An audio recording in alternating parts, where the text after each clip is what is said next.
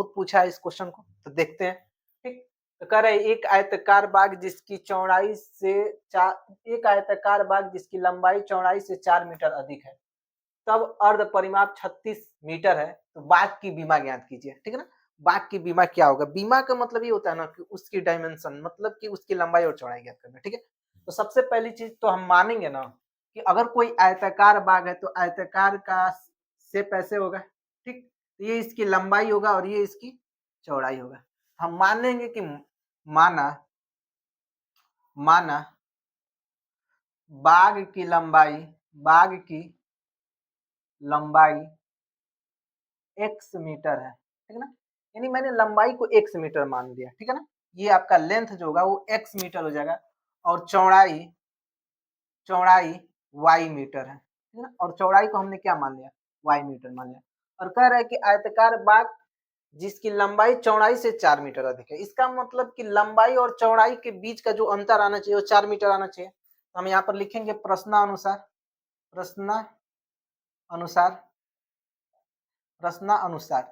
x minus y is equal to 4 के बराबर होना चाहिए। ठीक, इसको इक्वेशन नंबर हम लोग फर्स्ट मान लेंगे। ठीक है ना, फिर क्वेश्चन में कह रहा है कि यदि अर्ध परिमाप 36 मीटर हो, इसका मतलब कि पूरी परिमाप नहीं दिया है, अर्ध परिमाप का मतलब ये होता है कि परिमाप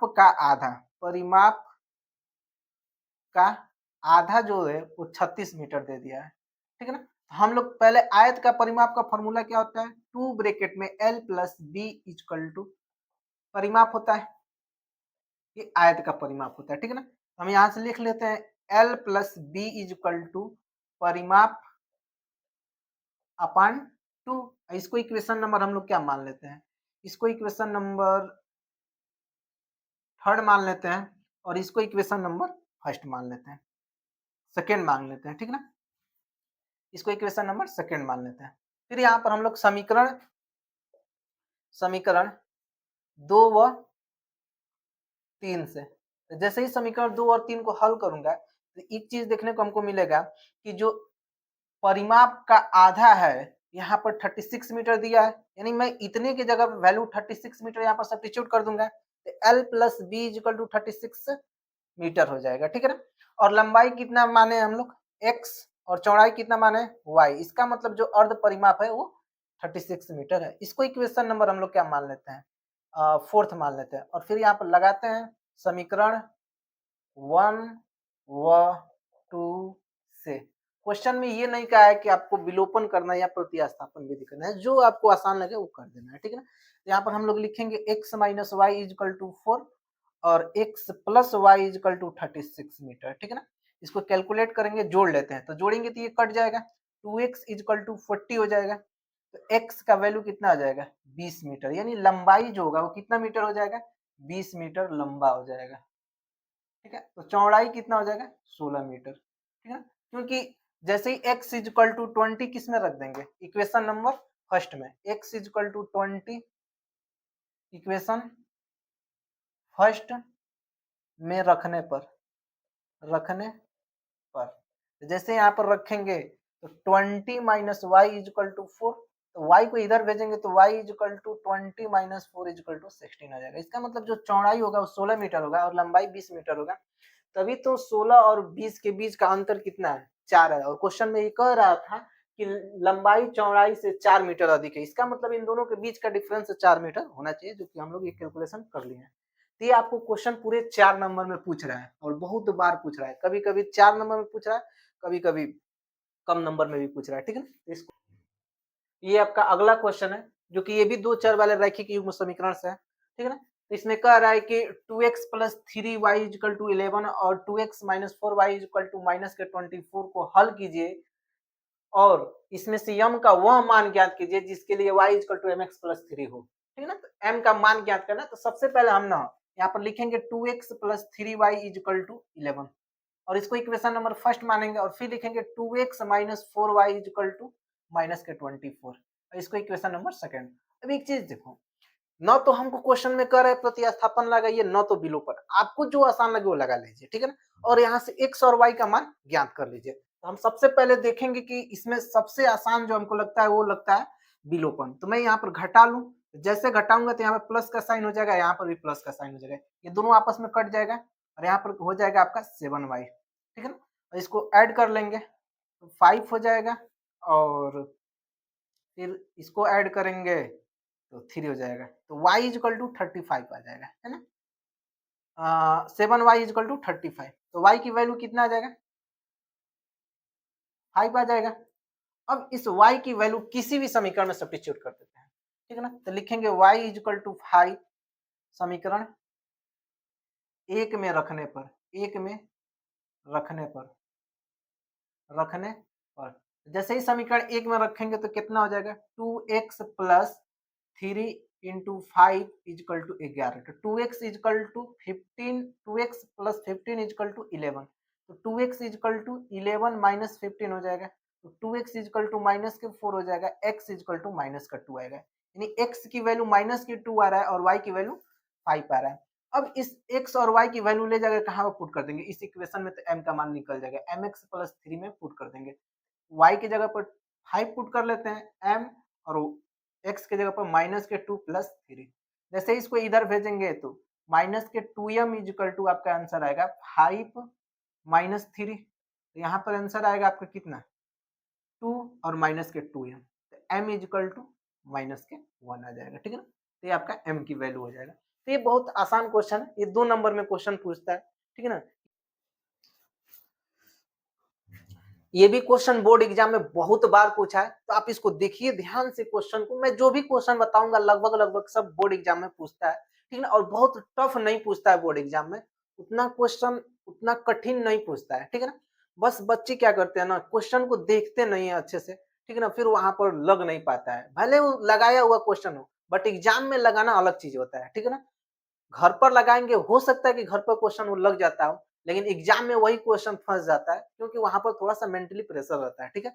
यहाँ पर ध्यान से देखिएगा, कह रहे कि दो संख्याओं का अंतर 26 है और एक संख्या दूसरी संख्या के 3 गुनी है, तो इन्हें ज्ञात करिए। तो हम लिखेंगे कि माना, हल में लिखेंगे, हल में माना पहली संख्या, पहली संख्या x तथा दूसरी संख्या y है, ठीक है ना। यानी मैंने पहली को x माना है और दूसरी को y मान लिया है। फिर क्वेश्चन में कह रहा है कि दोनों का अंतर 26 हो, तो यहाँ पर लिखता हूं प्रश्नानुसार, प्रश्नानुसार x minus y is equal to 26, इसको इक्वेशन नंबर फर्स्ट मानता हूं, क्योंकि क्वेश्चन में कह रहा है कि दोनों का अंतर क्या होना चाहिए, 26 होना चाहिए, इसका मतलब पहले में से दूसरे को घटाए 26 के बराबर आना चाहिए। फिर क्वेश्चन में ये कह रहा है कि जो पहली संख्या है वो दूसरी संख्या के 3 गुनी है, ठीक है ना। इसका मतलब कि दूसरी संख्या y है, दूसरी संख्या क्या है y है और पहली संख्या क्या है x है, तो x बराबर किसके बराबर हो जाना चाहिए, 3y के बराबर होना चाहिए, क्योंकि ये पहले से ही 3 गुनी है, ठीक है ना। यानी दूसरी संख्या से ये 3 गुनी है, तो जब बराबर करना होगा तो दूसरी में 3 से मल्टीप्लाई करेंगे तभी वो संख्या बराबर होगा। बहुत बच्चे क्या करते हैं, ऐसे लिख देते हैं y इक्वल टू 3x, जो कि ये गलत हो जाएगा ना। इसका मतलब तो ये कहा जाएगा ना कि दूसरी संख्या जो होगा पहली संख्या से 3 गुनी है, तो ये स्टेटमेंट अलग है, ये स्टेटमेंट क्वेश्चन के अनुसार है, ठीक है ना। तो फिर इसको इक्वेशन नंबर क्या मान लेंगे, सेकंड मान लेंगे, ठीक है ना। तो ये चीजें यहाँ पर बच्चे फंस जाते हैं और गलती कर जाते हैं y इक्वल टू 3x करके, और फिर क्वेश्चन में अलग आंसर आ जाता है, ठीक है ना।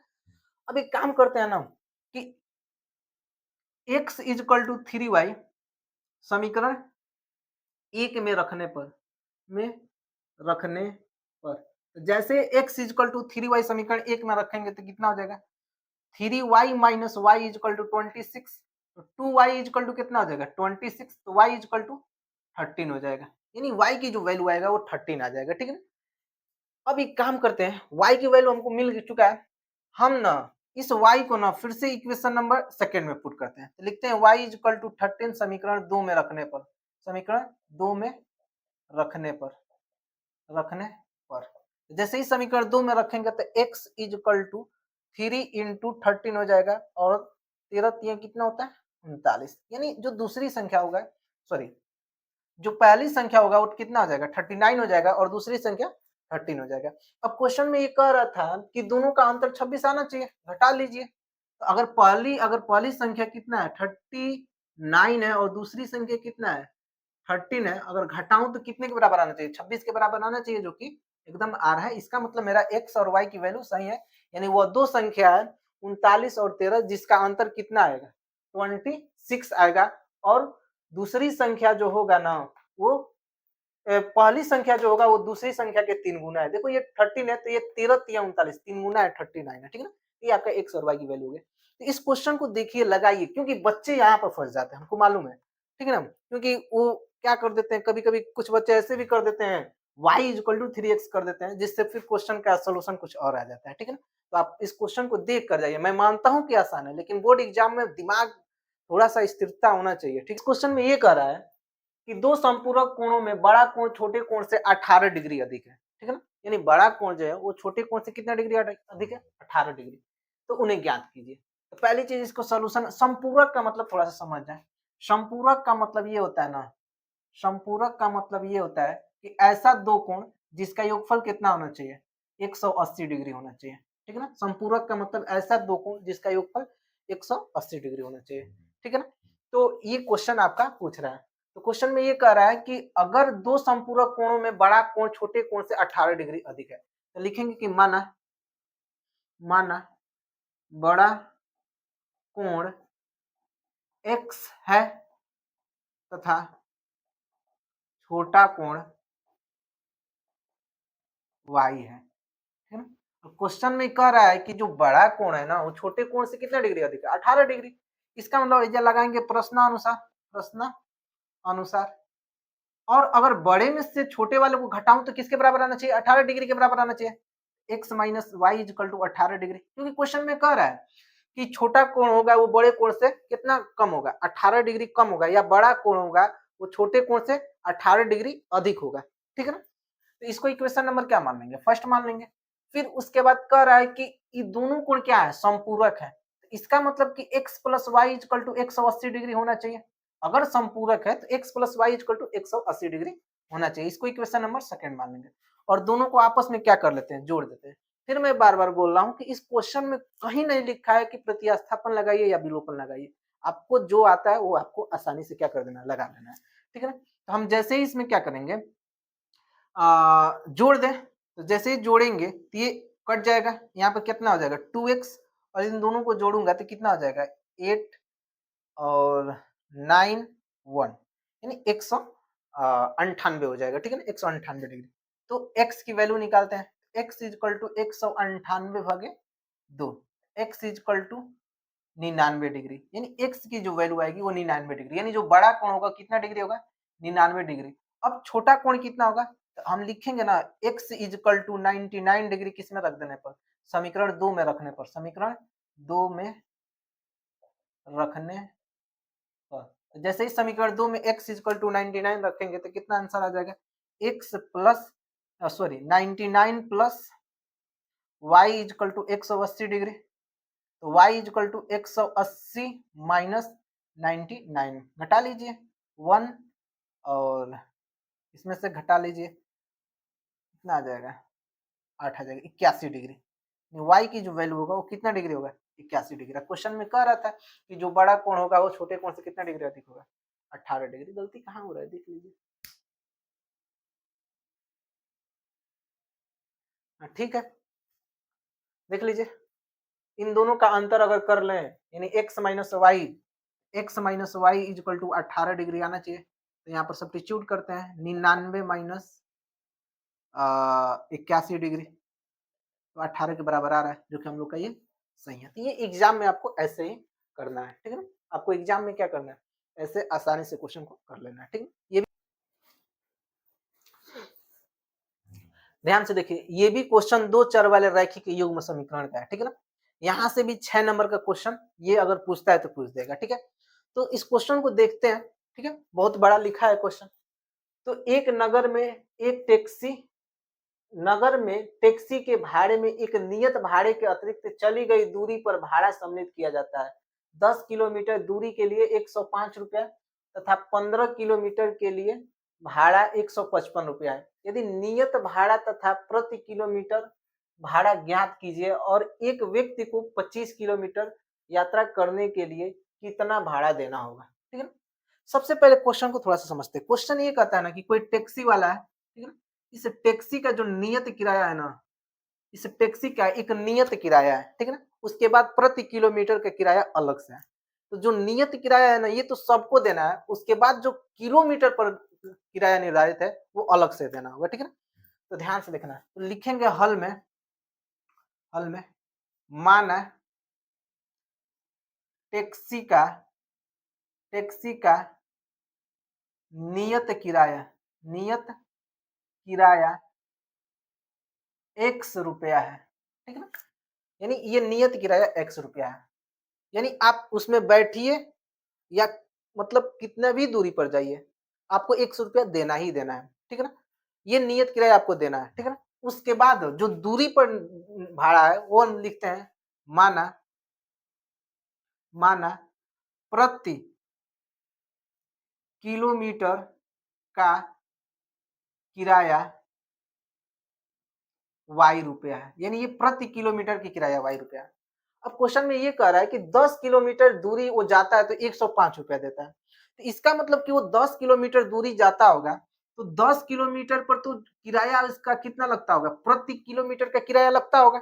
इसका मतलब इसमें y से मल्टीप्लीकेशन होगा, क्योंकि y जो है ना वो प्रति किलोमीटर की किराया है, ठीक है ना। इसके बाद इसमें जो नियत किराया है वो तो देना ही देना है, तो इसको लिखेंगे x प्लस 10 किलोमीटर जा रहा है, और ये किलोमीटर पर किराया कितना है y रुपया, तो y से मल्टीप्लाई कर लेंगे तो 10y। इसका मतलब वो नियत किराया 100 रुपया देगा और प्रति किलोमीटर जा रहा है उसमें 10 से मल्टीपल करेंगे, ठीक है ना, क्योंकि y रुपया 1 किलोमीटर मतलब प्रति किलोमीटर की किराया y रुपया है, तो 10 किलोमीटर की किराया 10y हो जाएगा, और x जो है नियत किराया है, तो ये कुल कितना भाड़ा दे दे रहा है 10 किलोमीटर के लिए, 105 रुपया दे दे रहा है, ठीक है ना।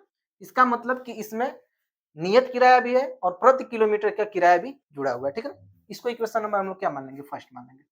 फिर उसके बाद कर रहा है क्वेश्चन में, यदि वो 15 किलोमीटर के लिए भाड़ा 155 रुपया देता है, इसका मतलब वो 15 किलोमीटर जाता होगा तो उसमें y से तो मल्टीप्लीकेशन होता ही होगा, यानी वो प्रति किलोमीटर का किराया देता ही होगा, और नियत किराया भी तो देगा ना, प्लस x जोड़ेंगे और वो कितना दे रहा है, तो x plus 15y equal to कितना दे दे रहा है 155 रुपया।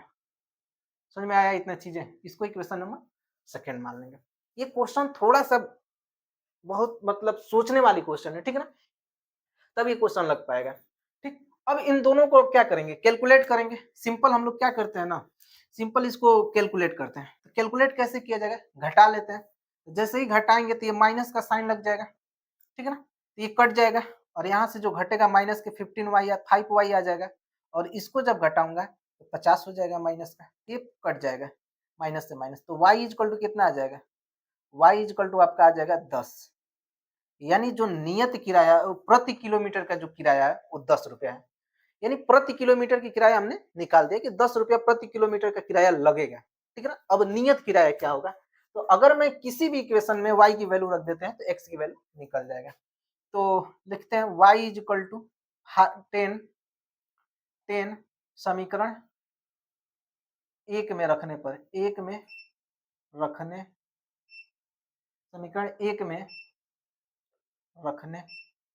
पर, जैसे ही y इक्वल टू 10 समीकरण एक में रखेंगे तो x प्लस 10 इंटू 10 हो जाएगा, क्योंकि y की जगह पर 10 रख रहे हैं तो 10 गुणे 10 इक्वल टू 105 हो जाएगा।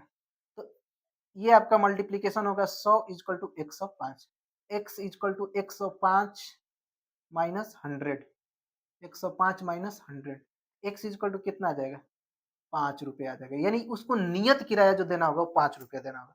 आप 10 किलोमीटर जाओ चाहे 50 किलोमीटर जाओ, आपको पहले 5 रुपया दे देना है, फिर उसके बाद प्रति किलोमीटर का किराया देना है। क्वेश्चन में सीधे सीधे यही कह रहा है, ठीक है ना। उसके बाद फिर क्वेश्चन में ये कह रहा है कि यदि एक व्यक्ति को 25 किलोमीटर की यात्रा करने के लिए कितना भाड़ा देना होगा, मान लो कि इस भाड़े के अनुसार, यानी ये नियत किराया 5 रुपया है और प्रति किलोमीटर की किराया 10 रुपया है, तो फिर उसको अगर 25 किलोमीटर जाना होगा तो कितना मतलब भाड़ा देना होगा। तो इस क्वेश्चन को यहाँ पर थोड़ा सा समझ लेते हैं, ये सोल्यूशन, ठीक है। 25 किलोमीटर जाना है, जाहिर सी बात है अगर उसको 25 किलोमीटर जाना है तो पहली चीज तो 25 किलोमीटर जाना है तो प्रति किलोमीटर की उसको भाड़ा देना होगा, और प्रति किलोमीटर y है, और उसको नियत किराया भी तो देना होगा ना। अब यही पूछ रहा है, तो नियत किराया हमने निकाल दिया 5 रुपया प्लस 25, और प्रति किलोमीटर का किराया कितना है 10 रुपया। अब इसको कैलकुलेट कर लेते हैं, जैसे कल कैलकुलेट करेंगे तो ये कितना आ जाएगा 5 प्लस 250 यानी उसको 255 रुपया 25 किलोमीटर जाने के लिए क्या करना होगा, किराया देना होगा। ठीक है ना?